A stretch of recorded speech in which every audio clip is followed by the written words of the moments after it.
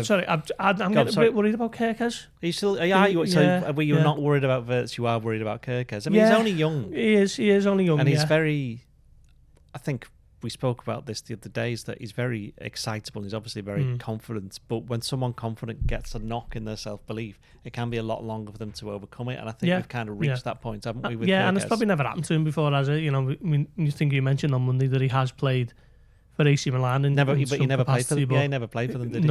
It's not the same as it as being a first team regular starter for Liverpool. So yeah, I am getting a little bit concerned.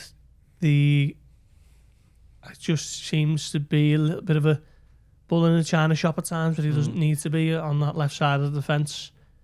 A lot to learn, which is fine. He's only young, but the step up in expectations, I think, has probably been a bit of an eye-opener for him. Do you think sometimes people outside of, not going to say our industry, but we do cover Liverpool, and we've done it for quite a long time, and you know that if Liverpool don't win a game, let alone lose one, there's going to be an inquest and all this, that and the other.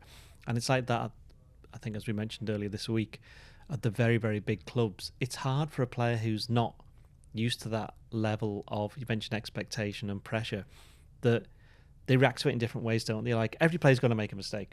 Every player's going to make a mistake, no matter how good they are. That's just human nature. If you're a defender, if you make a mistake, it's probably going to result in a goal or a chance and a swing of momentum in the game.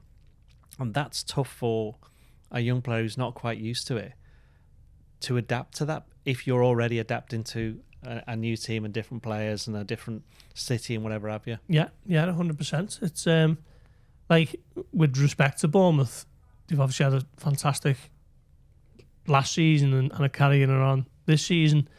But, you know, if they lost 2-3 on the bounce last season, no one would really blink, would they? No one would call for any inquests outside of the sort of the Bournemouth bubble. But at Liverpool, when this happens, then there's so much scrutiny on it from the likes of us, from the external media, you know, Sky Sport, you know, whoever it is, it's just everyone's having the debate, aren't they? So I think it has been a little bit of an eye-opener for Kerkez.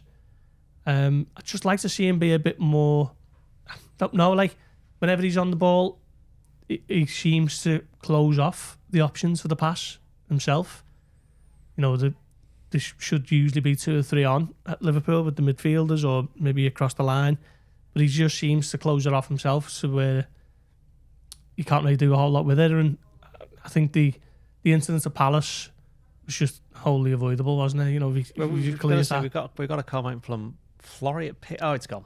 Right, but basically he's talking about the body shape of Kerkez. Yeah. It's kind of not always right, and I think that's something that contributed to the Palace thing, for example. Yeah. It reminded me a little bit of, remember the recent own goal against Chelsea, because he was a little bit afraid to swing his right boot at it, and sometimes things like that happen because you're not. I mean, they're not a fullback, never played fullback at Sunday League level or anything like that, but it does seem sometimes as though his body shape is a little bit off, and that is why sometimes the passes aren't on, and that is why you end up sticking it out to play for no reason when you don't need to against Palace, and then the long throws.